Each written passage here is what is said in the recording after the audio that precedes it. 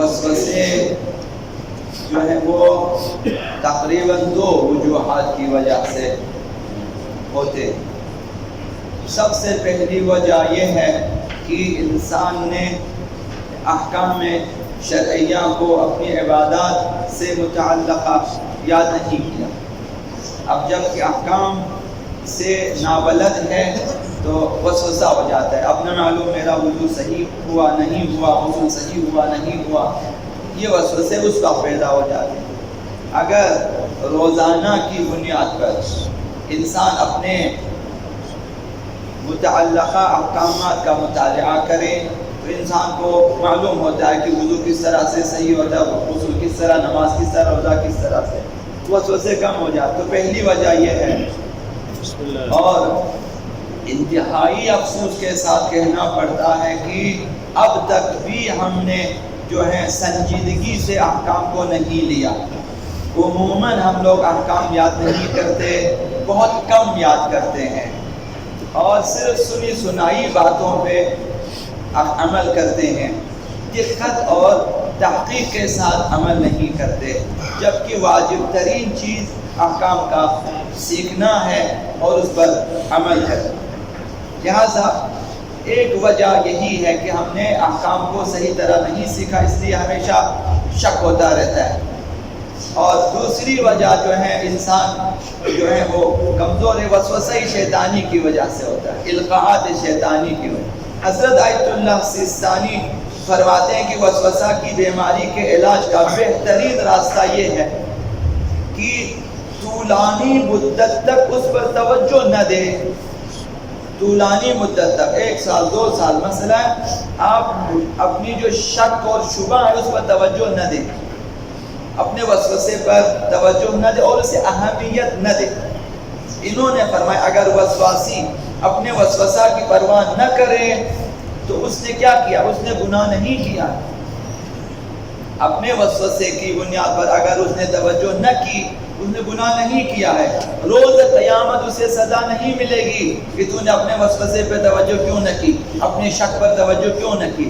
قیامت کے دن اسے سزا نہیں ملے گی، بس توجہ نہ کرے۔ حکم یہی ہے خدا اور رسول کی طرف سے کہ اپنے شک کی پرواہ نہ کرے۔ وسواسی کے لیے، جو شکاک افراد ہیں ان کے لیے حکم یہی ہے کہ اپنے شک کی پرواہ نہ کریں۔ انہوں نے فرمایا کہ اگرچہ اس نے اپنے شک کی پرواہ نہ کرتے ہوئے عمل کیا اور در واقع وہ عمل خلاف تھا، صحیح نہیں تھا، پھر بھی قیامت کی اسے سزا نہیں ملے گی، پھر بھی قیامت کے دن وہ انسان معذور ہے۔ وسوسے کا ایک سبب انسان اسی وسواسی کا خوف ہے، انسان کو خوف رہتا ہے کہ کہیں میرا عمل باطل تو نہیں ہوا، کہیں مجھے قیامت کے دن عذاب تو نہیں ملے گا، یہ اسے مثلا خوف لاحق رہے۔ حالانکہ وسوسہ کی مخالفت اور اس طرف توجہ نہ دینا گناہ نہیں ہے، اگر جدر واقع اس کا عمل خلاف واقع ہو پھر بھی وہ گناہ کار نہیں ہے۔ ایسا شخص اپنے پروردگار کی بارگاہ میں معذور ہے۔ مثلا کہ انہوں نے مثال دی حضرت آیت اللہ سیستانی، مثلا اپنے بدن کے پاک ہونے کے بارے میں اسے شک ہے کہ میرا بدن پاک ہوا نہیں ہوا، شک ہے، اور اس نے وسوسے پر توجہ نہ کرتے ہوئے بنا رکھا کہ میرا بدن پاک ہے، اور وضو کیا، نماز پڑھ لی اس نے، لیکن در واقع یعنی حقیقت میں اس کا بدن نجس تھا، اس نے نماز پڑھی، پھر بھی وہ ذمہ دار نہیں ہے اپنے عمل کا، قیامت کے دن معذور ہے، خدا و تعالی اسے بخش دے گا، کوئی سزا نہیں ہوگی اسے، کیونکہ شرعی وظیفہ کے مطابق اپنے وسوسے کی پرواہ نہ کر کے عمل کیا ہے، اور فقیہ کا فتویٰ مکلف کے لیے حجت ہے۔ اسے ہم سب اپنے ذہنوں میں بٹھانا چاہیے۔ ہمارے لیے مکتب تشیع میں یہ ہے کہ ہر عوام کے لیے، ہر شخص کے لیے اس کے فقیہ کا فتویٰ حجت ہے، اور کوئی چیز حجت نہیں ہے۔ فقیہ نے کہا ہے کہ اگر 2 عادل گواہی دیں تو اس کی گواہی کو تسلیم کریں، اس کا فتویٰ حجت ہے، نہ کہ یہ 2 بندے۔ مثلا کبھی کہا کہ 3 گواہ چاہیے، یہ فقیہ کا حکم ہے، تب 3 گواہ ہمارے لیے حجت ہے۔ تو فقیہ کا فتویٰ حجت ہے ہمارے لیے. بھئی انہوں نے کہا آپ کی نماز صحیح ہے، بس آپ کی نماز صحیح ہے، در واقع آپ کی نماز غلط ہی کیوں نہ ہو، صحیح ہے. فقیہ کا فتویٰ حجت ہے ہمارے لیے، مقلدین کے لیے. مثلا اگر فقیہ نے فتویٰ دیا کہ الکحل پاک ہے، الکحل صنعتی مثلا سب نے فتویٰ دیا پاک ہے، تو ہم نے بھی کہا پاک ہے. مثلا عطریات میں، رنگ روغن وغیرہ میں جو الکحل استعمال ہوتا ہے، دواؤں میں مثلا صنعتی پاک ہے، یہ فقیہ کا حکم ہے. اور ہم مکلف ہیں، ہم نے سمجھا کہ بس پاک ہے، تو ہم نے پرواہ نہ کی.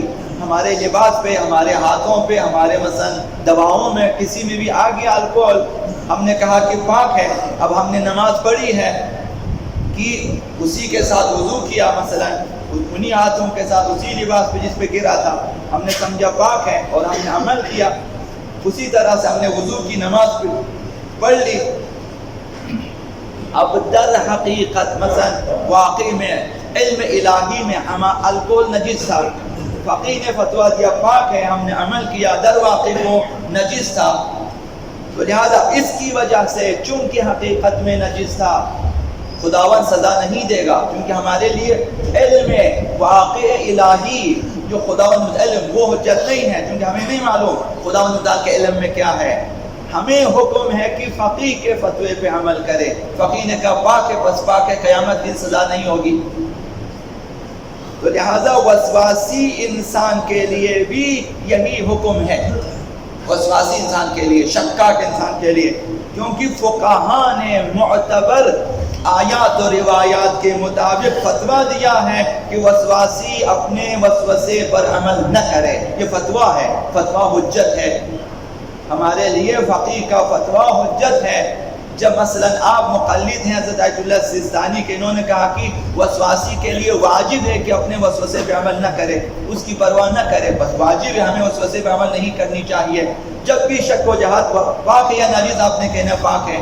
جب بھی شک ہو جائے کہ لباس پاک ہے یا نجس، آپ نے کہنا پاک ہے. چونکہ فقیہ نے حکم دیا ہے کہ وسوسے پہ عمل نہ کریں، توجہ نہ دیں.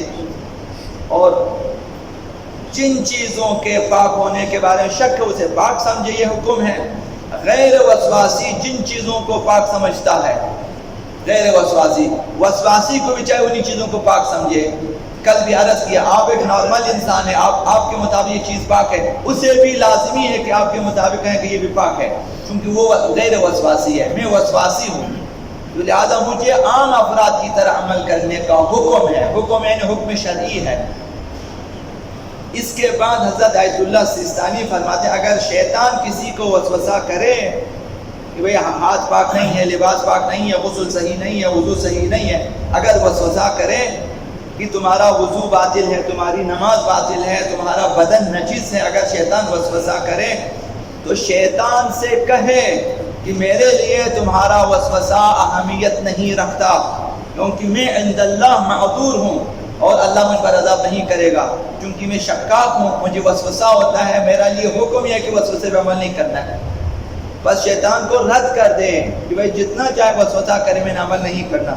خلاصہ یہ کہ وسوسہ کے چھوڑنے کا بہترین راستہ حضرت آیت اللہ سیستانی نے فرمایا کہ اس کی طرف توجہ نہ کرنا ہے، وسوسے کی طرف توجہ نہ کرنا ہے. احکام شریعت سے آشنائی یہ دوسری چیز ہے. ایک تو اس پر توجہ نہ دیں، دوسری طرف احکام الہی کو پڑھیں، سیکھیں اور عام لوگوں کی طرح عمل کرنا چاہیے. جتنا شریعت کا حکم ہے اسی پر اکتفا کرے، اس سے تجاوز نہ کرے. جب شریعت نے کہا کہ آپ 2 دفعہ پانی ڈالیں پاک ہو جاتا ہے، پھر آپ تیسرا کیوں ڈالتے ہو؟ شریعت نے کہا کہ آپ 2 دفعہ مت، آب جاری میں 1 دفعہ آپ کی انگلی نہیں سے 1 دفعہ پانی میں سے نکالے پاک ہے، تو آپ اس کو 1 2 3 کہنے کی ضرورت نہیں ہے. اب بعض لوگوں کو یہ شک ہے کہ جب تک بسم اللہ نہ کہے پاک نہیں ہوتا، آپ کی کسی چیز کی ضرورت نہیں ہوتی، نیت کی بھی ضرورت نہیں ہوتی ہے کہ خالی ہاتھ پانی میں ڈالے نکالے پاک ہو جاتا. شریعت کا حکم اسی پہ عمل کرے، اس سے تجاوز نہ کرے. اور یہ جان لے کہ وسوسہ شیطانی القاعات میں سے ہے. یہ فرمائشات حضرت اللہ سیستانی ہے. وسوسہ القاعات شیطانی میں سے، ہم میں سے کسی کو بھی نہیں چاہیے کہ اپنے وسوسے پہ عمل کرے، وسوسہ ہی نہ کرے. احکام میں بھی یہی ہے، دوسروں کے بارے میں بھی یہی ہے. ہمیں وسوسہ ہو جاتا ہے وہ اس نے کیا کھایا، کیا پیا، کہاں سے لایا، کہاں وہ کیا کر، ہمیں کیوں وسوسہ ہوتا ہے؟ القاعات شیطانی ہے. جہاں دوسروں کے بارے میں ہمارے دل میں وسوسہ پیدا کر، احکام کے بارے میں یہی شیطان وسوسہ پیدا کرتا ہے کہ تمہاری نماز صحیح نہیں ہے، تمہارا روزہ صحیح نہیں ہے، تمہاری یہ صحیح نہیں ہے، تم جائے گا جہنم میں مثلا. یہ بھی شیطانی القاعات ہیں، وہ ڈرا دیتے ہیں. پھر ہم عمل ترک کر دیتے ہیں کہ جب میں نے جانا ہی جہنم میں پھر کس لیے عمل کروں. فرمایا کہ یہ جان لے کہ وسوسہ القاعات شیطانی میں سے ہے. معصومین علیہم السلام نے وسوسہ کو شیطان کی اطاعت سے تعبیر کیا ہے. جو اپنے وسوسے پہ عمل کرے گا وہ شیطان کی پیروی کرتا ہے.